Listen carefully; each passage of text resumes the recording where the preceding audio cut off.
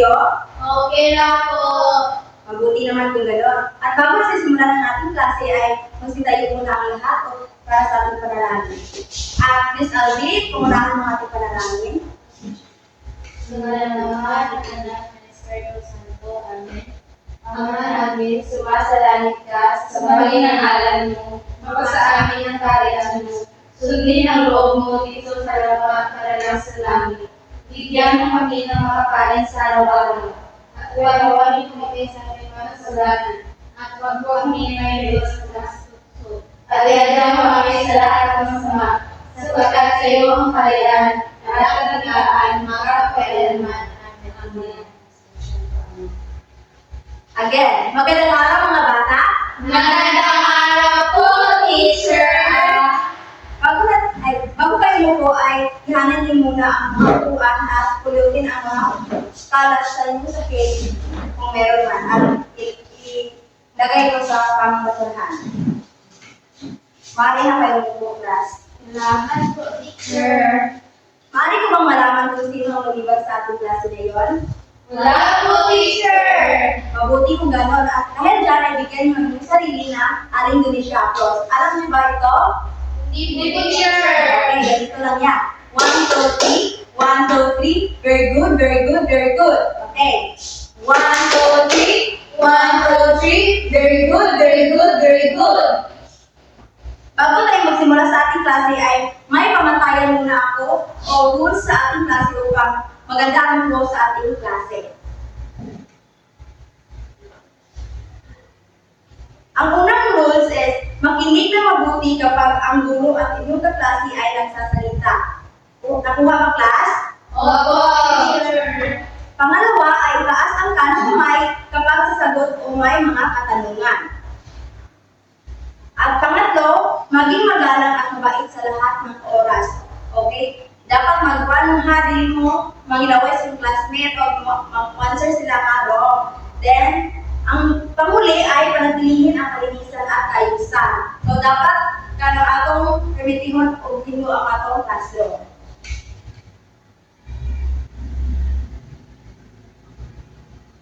So, bago tayo magsimula sa ating talakayan ngayon, sino makapagsabi sa akin kung ano ang tinalakay natin kahapon? Alzi? Ang ating tinalakay kahapon, teacher, ay disiplina sa pagtatapon ng basura. Tama. Bigyan ng ang galing applause ni Alzi. Alam niyo ba ito? Hindi po. So, ganito lang yan. 1, 2, 3. 1, 2, 3. Ang galing-galing. 1, 2, 3. 1, 2, 3. Ang galing-galing. So ngayon, bago natin simulan ng ating talakayan, ay may ipakita ako sa inyo ng larawan o poster. Base sa inyo nakita, ano kaya ang ibig sabihin ng larawan? Okay, Tikong? Magre-recycle, teacher. Tama! Bigyan ng wow applause si Tiko. 1, 2, 3. 1, 2, 3. Wow, wow, wow!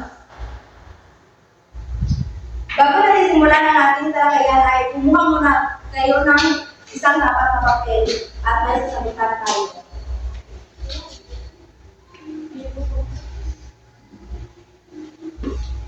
Basahin muna ang manoto. Tukuyin kung ang mga susunod na sesyon ng bagay ay nagpapakita ng pag-recycle o hindi. Lagyan ng check kung ito ay nagre-recycle at kung hindi. Okay, marinig ka simulan at sasabitan niyo yung lagi ko ng 5 minuto.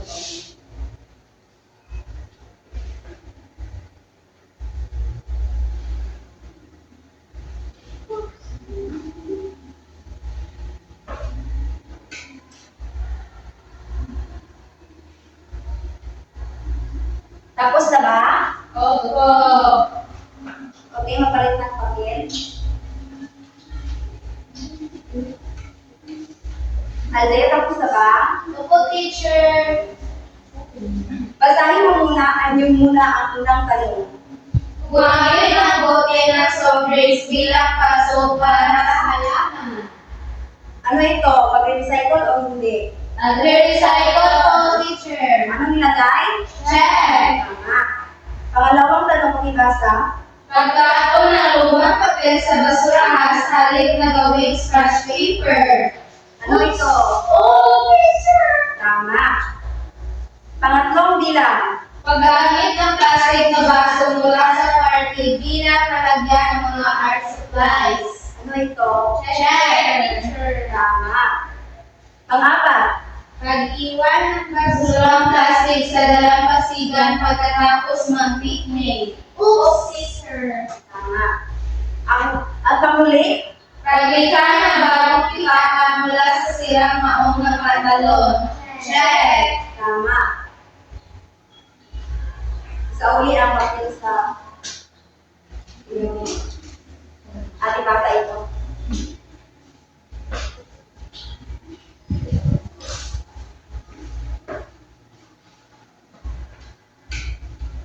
Base sa pinakita kong larawan kanina, ano kaya ang ating tatalakayin ngayon o ano ang paksa natin?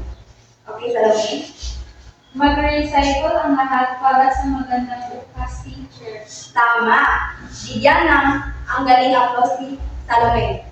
1, 2, 3. 1, 2, 3. Ang galing-galing. So, ang ating tatalakayan ngayon ay tungkol sa mag-recycle ang lahat para sa magandang bukas. Bago yan ay basahin ko muna ang layunin ng ating tatalakayan ngayon. Sa pagtatapos ng aralin, 100% ng mga mag-aaral nasa makamit ng 85% ng mga sumusunod na kasanayan. Natutukoy ang kahulugan at kahalagahan ng pag-recycle, napapakita ang malasakit sa kalikasan sa pamamagitan ng aktibong pagtangkilik at pakasuporta sa mga hakbang na naglalay ng pangangalaga ng kalikasan at naituturo sa mga mag-aaral ng tamang paraan ng pag-recycle sa pamamagitan ng pagsasadula. Bago yan ay may babasahin akong kwento tungkol sa Iwi, kami ay nagwagi. At dapat kayo ay makinig dahil sa huli ay may katanungan ako. Nakuha ba, class? Opo, teacher. Sige, kami ay nagwagi. Tatay-nanay, tumarong si Ana na papalapit sa kanyang mga magulang. Sabay na napalikod si Mang Kodyo at Aling Lydia sa tumakbong bunso. Narinig po ba ninyo ang pagbabando ng mga opisyal ng ating barangay? Hindi na nawika ni Ana. Bagamat narinig ng mga asawa ang pagbabando sinabi ni Ana, ay sabay silang umiling sapagkat naaling sila sa tabilan ng kanilang bunsong anak. Ano ba ang nabanggit sa pagbabando na? Tanong ni Mang Kodyo sa anak. Magkaroon po tatay ng patimpalak sa pag-recycle ng proyekto po ng ating barangay upang may mapalibangan daw ang bawat pamilya at kayong pamilya. Ang magawagi ay magkakamit ng 3,000 piso. Pinag-aralan na po namin ang pag-recycle o pag-iisip po ng kapag ipinabang nagamit mula sa mga bagay na dapat ay itatapon na. Alam niyo po ba ang pag-recycle ay mabisang paraan upang maiwasan ang pagbaha at polusyon at kung lahat po tayo ay mag-recycle, tuloy-tuloy na ay napakagandang kinabukasan po ang naghihintay sa ating lahat. Siya nga po pala, di ba noon naglilinis tayo, ay may naitabi po tayo mga bote, lata, plastic at mga lumang gulong na sasakyan. Ang mga bote po ay maaari natin gawing flower vase, babalutin lamang po natin ito ng mga lumang jaryo at pupulayan. Ang mga lata siguro po ay maaari naman natin gawing sisidlan katulad ng paso o kaya naman ay lalagyan ng aking mga ipit o abuho. Ang mga lumang gulong naman po tatay ay maaari natin i-disenyo ng iba't ibang hugis tulad ng palaka, tasa at gagawin natin taniman ng halaman. Napahalangkap ang mag-asawa sa mahabang paliwanag ni Ana. Naku, mukhang wala na ata kami mayang mag-ana at nasabi mo na ang lahat tungkol sa pagkakala. Kung ngayon mamaya makakain ng tanghalian ay simulan na natin ang mga ideya mo, Ana. Naaling nawika ni Mang Kodyo. Dumating ang takdang araw na magpapahayag ng lubagi. Pupuntahan na lamang daw ang kapitan sa tarangkahan ang nagwagig sa patimpala. Tao po, may tumatawag sa tarangkahan nila Ana. Dumungaw ang tatay sa pintuan. Kayo po pala, kapitan, masayang wika ni Mang Kodyo. Sukat sa narinig ay lumundag si Ana. Yehey! Kami ang nagwagig! Malakas na nagawanan ang mga kanyang buong pamilya. So, sino ang mga pangunahing tauhan ng kwento? Aldi? Anak po, teacher. Tama. Pangalawang katanungan. Anong patipala ang sinigawa sa barangay nila Ana? Tikong? Teacher, pagkakaroon ng pag-recycle. Tama. Tama. Pangatlong tanong, ano ang pag-recycle ayon kay Ana? Salome? Paggamit ng mga gamit na pwede pang gamitin. Tama. At pang-apat na tanong, ano ang nagagawa ng pag-recycle sa ating mundo ayon kay Ana? Salome? Nakakatipid po at tulong na rin para maging malinis ang kapaligiran. Tama. At panghuling tanong, ano naman daw ang naitutulot ng maling pagtapon ng basura ayon kay Ana? Iko. Nakakadumi po ito ng ating kapaligiran, teacher. Tama. Bigyan niyo ang inyong sarili ng talakpak. Ang pag-recycle ay isang gawain ng taong may pagpapahalaga sa inang kalikasan at kinabukasan. Sa pamamaraan ito ay nababawasan ang suliranin sa matinding pagbaha at polusyon sa paligid. Ang paggamit ng mga patapong bagay at pag-iisip ng kapag-ipakinabang na produkto mula dito ay nangangahulugan ng malasakit at pagpapahalaga sa kinabukasan ng kabataan at inang kalikasan. Ang pag-recycle ay binuo ng muling paggamit ng basura. Ginawa itong mga tamang produkto o bitaw na material na gagamitin upang lumikha ng mga bagong produkto. Sa ganitong paraan, iniwasan natin ang walang habas na paggamit ng mga likas na yaman ng daigdig na sa kabilang banda ay limitado. Kung ang lahat ng tao sa buong daigdig ay magkakaisa sa pag-recycle ng mga batapong bagay at magiging matalino sa pagbili at paggamit ng mga bagay, ano kaya ang magiging itsura ng ating daigdig? Okay, Nico?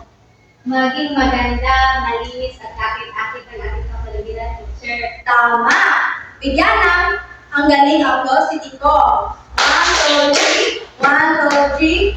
Ang galing-galing! Ngayon ay, upang malaman ko na naintindihan yung ating paksa, ay hatiin ko yun ng 3 grupo para sa ating pagsasalula.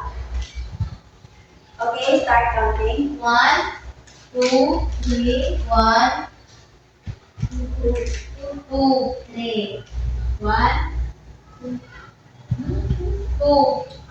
Okay, dito ang 1 at dito ang pangalawa at pangatlo. Basahin niyo muna ang mga sitwasyon. Unang sitwasyon. Pamilya na naghiwalay ng mga basura sa bahay. Biodegradable. Non-biodegradable.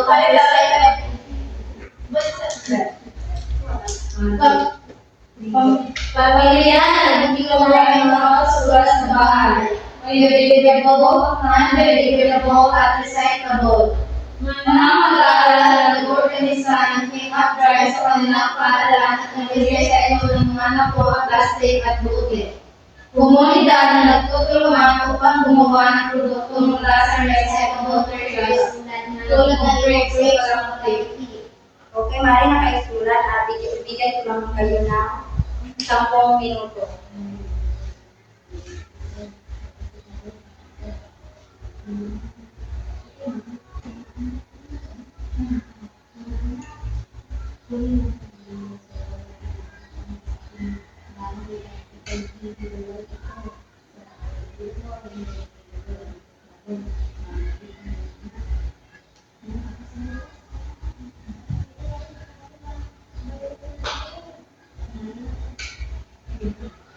Handa na ba ang lahat? Opo, teacher. Okay, simulan natin sa unang grupo.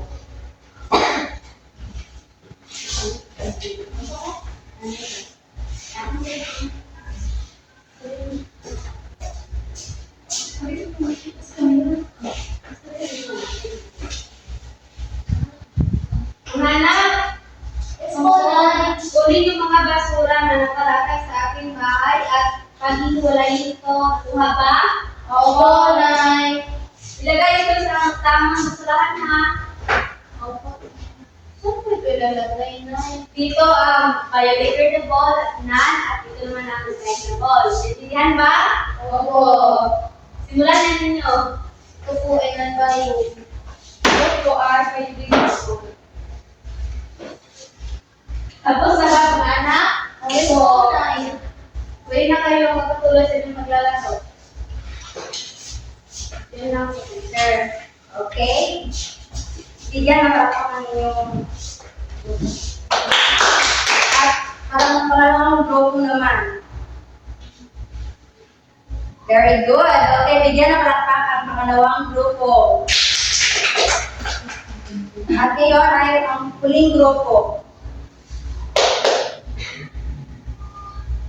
Okay, ang galing. Bigyan na ang sarili ng parapakan. At ngayon ay kumuha kayo ng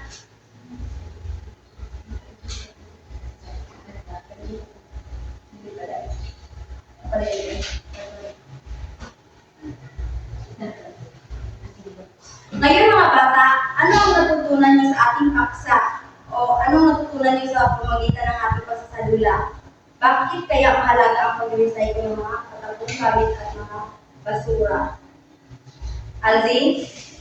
Para po maging malinis po, teacher, at para magagamit din po. Tama! Ang pag-recycle ay isang gawain ng taong may kapahalaga sa inang kalikasan at kabukasan. Sa pamamaraan ito ay nababawasan ang saliranin sa matinding pagbaha at pagkakas sa paligid. Ang paggamit ng mga patakong bagay at pag-iisip ng kapakipakilabang ng produkto mula dito ay nangangahulugan ng malasakit at pagpapahalaga sa kinabukasan ng kabataan at kalikasan. Naintindihan ba, class? Yes po, teacher. Mayroon ba kayong mga katanungan o paglilinaw sa ating paksa? Wala po, teacher. Kung ganoon ay kumuha kayo ng isang hapang papel para sa ating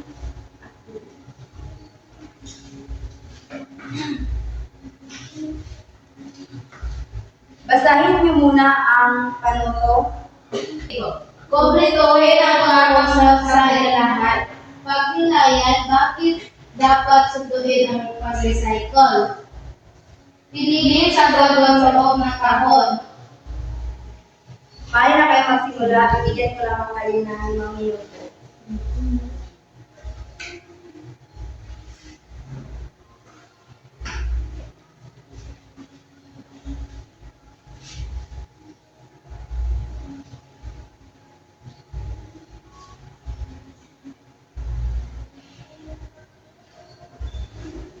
Tapos na ba, class?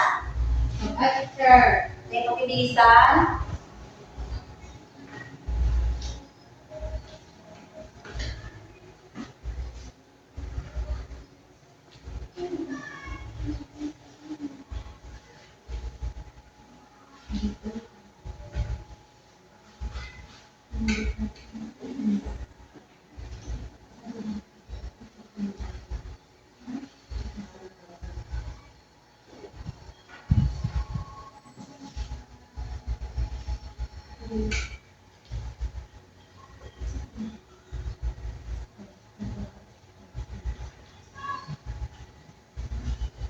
Tapos na ba, class?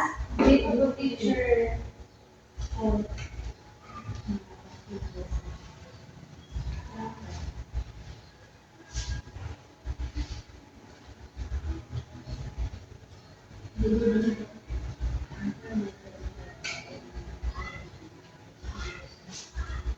Tapos na?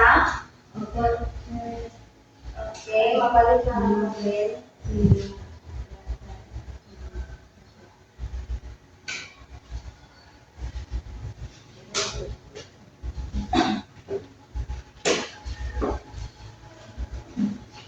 Basahin ang unang tanong. Gawin ang pag-recycle sapagkat ito ay paraan upang may salba ang ating kinabukasan po, teacher. Tama.